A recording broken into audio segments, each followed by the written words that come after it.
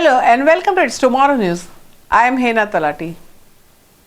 The Canary Islands are facing severe weather as Storm Therese sweeps through the region, bringing heavy rain, powerful winds and even snowfall to the parts of Tenerife. Authorities have activated emergency measures across the Tenerife with the roads closed, flights cancelled and outdoor events called off. Weather warnings are expected to remain in place through the weekend as conditions worsen. One of the most striking developments have been significant snowfall over the higher grounds, particularly around the Mount Taide, the island's central volcano. While Tenerife is often known for its sunny climate, snow at such elevations is not unusual during late winter and early spring.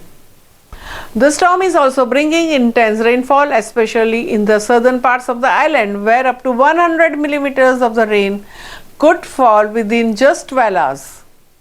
And this raises serious concerns about the flash flooding, landslides and disruption to transport. Meanwhile, northern areas are bracing for strong wind gusts reaching up to 100 kilometers per hour.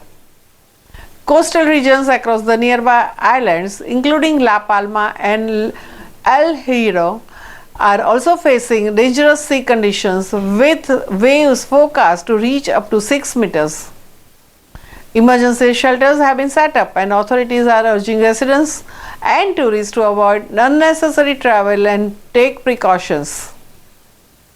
Forecasters say conditions should begin to improve by Sunday, although some warnings will remain in place and showers are expected to continue into early next week. For now, Tenerife remains on high alert as the storm continues to impact daily life across the islands. And that's all for now. For more weather news updates, stay tuned on It's Tomorrow News. For more global weather updates like this, subscribe to our channel and hit the bell icon for regular updates.